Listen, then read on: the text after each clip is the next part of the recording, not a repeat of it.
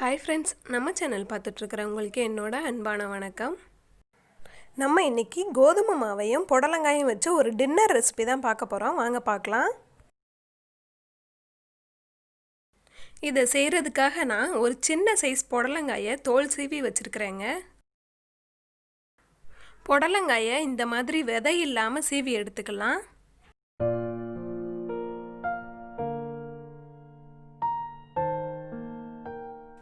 பாருங்க, இதை இந்த அளவுக்கு நான் மெல்லிசா சீவி எடுத்துருக்கிறேன்.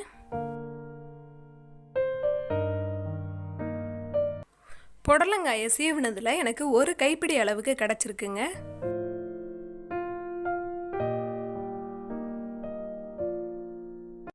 இப்போ ஒரு பவுல் எடுத்துட்டு அதில் 2 கப் அளவுக்கு கோதுமை மாவு சேர்த்துக்கலாங்க. இதை செய்கிறதுக்கு தேவையான உப்பை நான் சேர்த்துக்கிறேன். இது கூடவே 1/2 டீஸ்பூன் அளவுக்கு இஞ்சி பூண்டு பேஸ்ட், 1/2 டீஸ்பூன் அளவுக்கு கரம் மசாலா தூள், 1 டீஸ்பூன் அளவுக்கு சில்லி பவுடர் சேர்த்துக்கிறேங்கண்ணா. நம்ம சீவி வச்சுருந்த புடலங்காயை இது கூட சேர்த்துட்டு இதை சப்பாத்தி மாவு பதத்துக்கு நல்லா பிசைஞ்சு எடுத்துக்கிறேங்க. இதை பிசைகிறதுக்கு எனக்கு தண்ணி தேவைப்படலைங்க. புடலங்காயில் உள்ள ஈரப்பதமே எனக்கு கரெக்டாக இருந்தது. நான் எடுத்திருந்த அளவுக்கு எனக்கு 6 பீஸ் கிடச்சதுங்க. இதை சப்பாத்தியாக திரட்டி எடுத்துக்கலாம். இதை எந்த அளவுக்கு மெல்லிசாக திரட்ட முடியுமோ அதை அந்த அளவுக்கு நல்லா மெல்லிசாக திரட்டி எடுத்துக்கோங்க.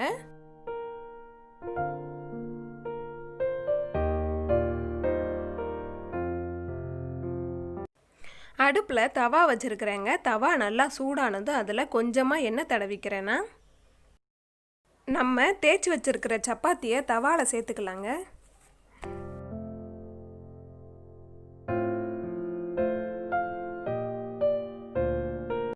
சப்பாத்தி மேலே கொஞ்சமாக ஆயில் அப்ளை பண்ணிக்கலாங்க.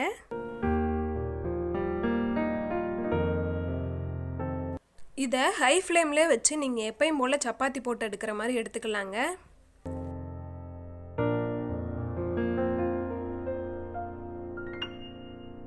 இது இப்போது ஒரு சைடு நல்லா வெந்துருச்சு. இதை திருப்பி போட்டு இன்னொரு சைடு நல்லா வேக வச்சு எடுத்துக்கலாம்.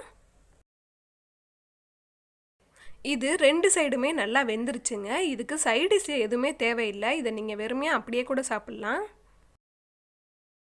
அவ்வளோதான், நம்மளோட புடலங்காய் சப்பாத்தி ஹெல்தி அண்ட் டேஸ்டியாக ரெடி ஆகிருச்சு.